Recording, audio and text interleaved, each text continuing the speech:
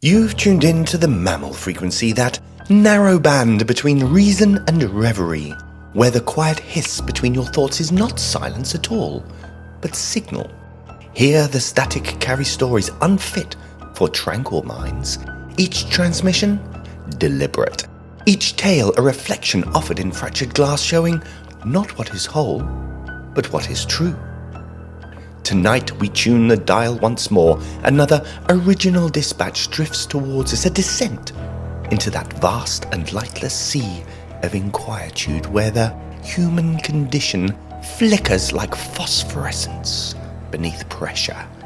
And we ask quietly, carefully, what it means to be human when the signal begins to warp.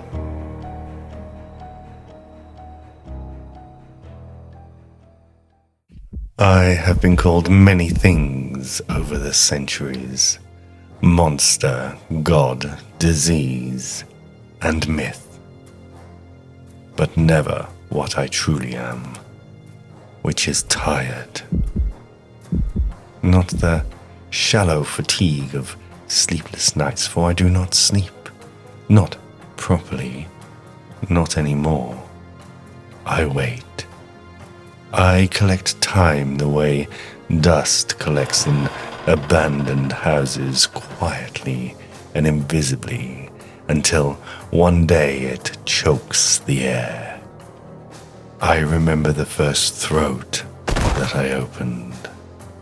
There was no elegance, no silk, and no seduction, no candlelight or whispered consent like the stories insist. Just hunger. It drowned everything.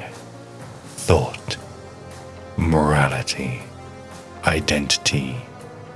He looked at me, and I saw the exact moment he understood that he was going to die. That moment stretches for me forever, and it still hasn't ended.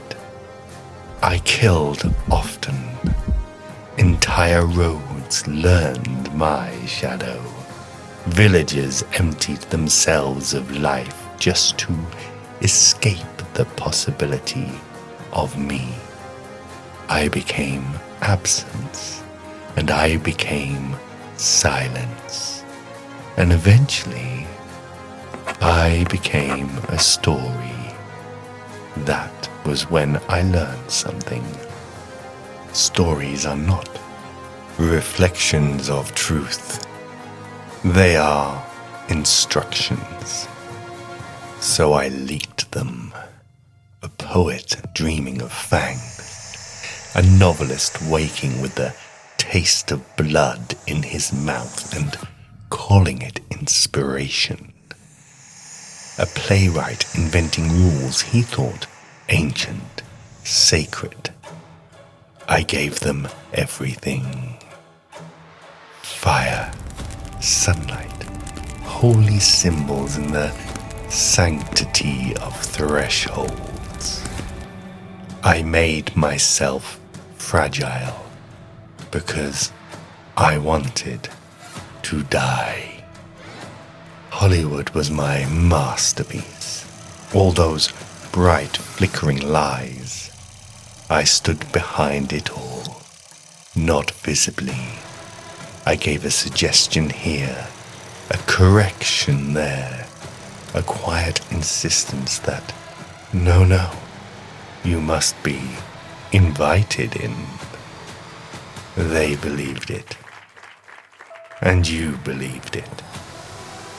And I waited for centuries to be killed by those myths that I wrote, and none of it worked. Sunlight burns, yes, but it lingers, pain without conclusion. Fire consumes, but never finishes. Faith wounds, but only if I pretend to believe it. So I stopped pretending.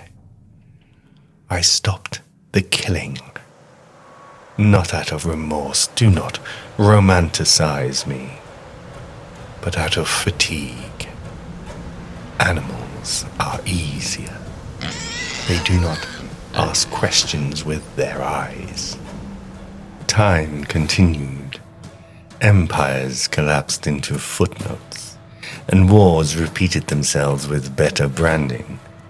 And you became louder, brighter, convinced yourselves that you had mastered death by refusing to look at it directly. And now, tonight, I stand outside a hotel. Glass, steel, temporary lives stacked neatly in illuminated boxes. And inside there is a party. I can smell them. Not just their blood, but their life. Urgency, heat, the frantic, the beautiful lie that this moment matters because it will end. She laughs. Someone leans too close to her. Someone lies. Someone believes it. A dozen futures will end in a single room. None of them know quite how fragile they truly are. Oh, the hunger. The hunger. It returns. It always returns. I have starved for decades. I have buried it beneath forests and oceans of silence. But it is patient, more patient than I am. Tonight, it is loud, it is simple, and it is honest. I step forward, and I hesitate.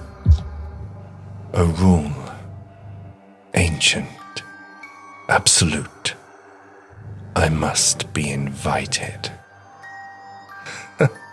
Must I? No one owns this place. Not truly. It is rented, passed through and forgotten. No threshold blessed by belonging, no barrier defined by love or memory. Just transactions, just movement. I wrote the rule. I can unwrite it. No resistance, no burning, no invisible hand to stop me. Just warmth, the music, the blood. I step inside, and as the hunger finally consumes me, I understand. I was never trapped by what I am, only by what I wanted to believe could kill me. And now, I wonder what else I made up. The signal falters, thins, and our narrative relinquishes its shape, dissolving once more into the waiting hum. Tell me, did you sense it? That subtle tremor of recognition, a phantom familiarity brushing the edges of memory. Déjà vu is not always repetition. Sometimes it's remembrance. Sometimes dispatches from the outer rim of evolution and imagination where instinct and intellect converge in uneasy congress. Out here, frequencies are not confined to air. They drift across the abyss. Keep your dial receptive, and should you find yourself gazing into the static, do exercise restraint. It has been known to gaze in return